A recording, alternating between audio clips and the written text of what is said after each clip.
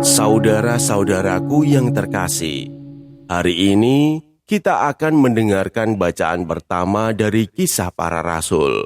Selamat mendengarkan dan merenungkan sabda Tuhan. Semoga Tuhan memberkati kita hari ini.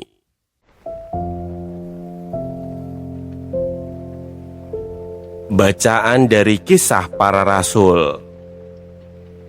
Waktu terjadi penganiayaan terhadap jemaat di Yerusalem, Filipus pergi ke suatu kota di Samaria dan memberitakan Mesias kepada orang-orang di situ.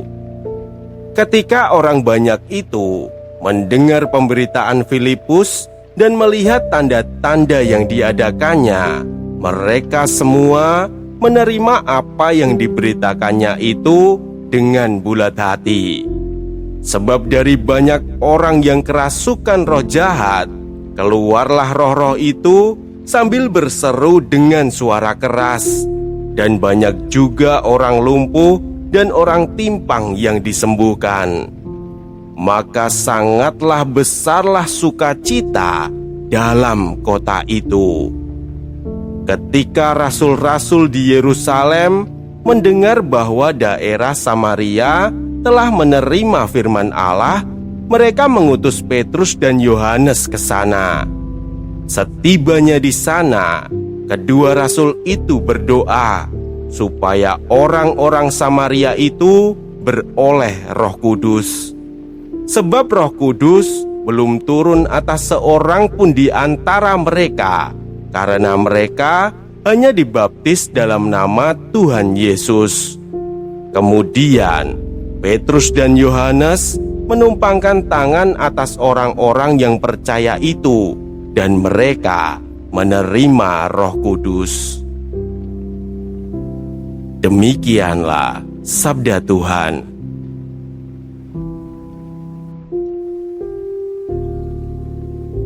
Saudara-saudaraku yang terkasih, dalam peristiwa ini, Filipus pergi ke sebuah kota di Samaria dan mulai memberitakan tentang Kristus.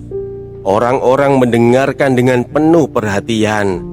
Mereka melihat orang-orang disembuhkan, roh-roh jahat keluar, dan banyak hal terjadi di tengah mereka. Namun ada satu kalimat yang sangat menarik. Maka sangatlah besarlah sukacita dalam kota itu. Sukacita itu bukan hanya karena mukjizat terjadi, tetapi karena kehidupan mereka mulai disentuh oleh Tuhan. Orang-orang yang sebelumnya hidup dalam penderitaan mulai mengalami pemulihan. Yang selama ini hidup dalam ketakutan, sakit, dan tekanan mulai merasakan harapan kembali.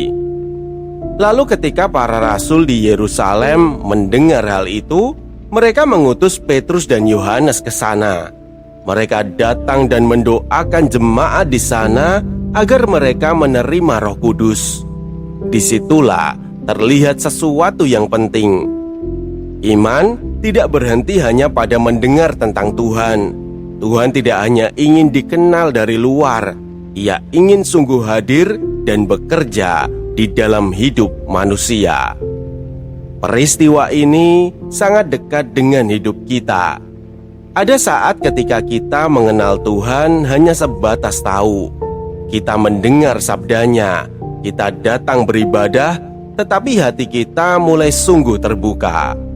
Padahal Tuhan tidak ingin hadir hanya di permukaan hidup kita saja. Ia ingin masuk lebih dalam, masuk ke dalam luka yang selama ini kita simpan, ke dalam ketakutan yang tidak kita ceritakan, dan ke dalam bagian hidup yang sering kita tutupi dari orang lain. Karena ketika Roh Tuhan sungguh bekerja, yang berubah bukan hanya keadaan luar, hati kita pun mulai dipulihkan.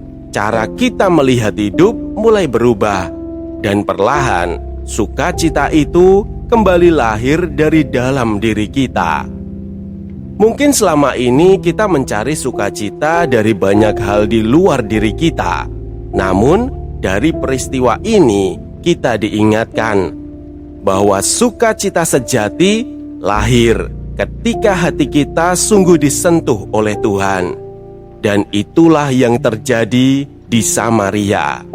Bukan hanya kota mereka yang berubah, tetapi hidup mereka mulai dipenuhi oleh harapan yang baru. Karena ketika roh Tuhan mulai bekerja di dalam diri kita, yang berubah bukan hanya keadaan di sekitar kita. Hati yang selama ini penuh ketakutan perlahan belajar percaya kembali.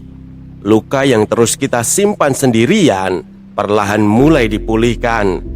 Dan beban hidup yang selama ini membuat kita merasa lelah tidak lagi kita hadapi sendirian. Disitulah harapan itu mulai tumbuh. Bukan karena semua masalah langsung selesai begitu saja, tetapi karena kita mulai percaya bahwa Tuhan sungguh hadir dan bekerja dalam hidup kita. Dan dari situlah sukacita itu perlahan lahir kembali. Marilah kita berdoa. Tuhan, janganlah biarkan hati kami hanya mengenal-Mu di permukaan. Datanglah lebih dalam ke dalam hidup kami. Masuklah ke dalam ketakutan, luka, dan beban yang kami simpan. Pulihkanlah hati kami dengan Roh-Mu, agar kami sungguh mengalami sukacita yang berasal dari-Mu. Amin. Jangan biarkan sabda ini berhenti di kamu. Jika hari ini kamu merasa Tuhan berbicara padamu lewat bacaan ini, bagikanlah. Sebab setiap kali kamu meneruskan sabdanya, kamu sudah ikut ambil bagian dalam karya pewartaan. Semoga tersampaikan berkah dalam.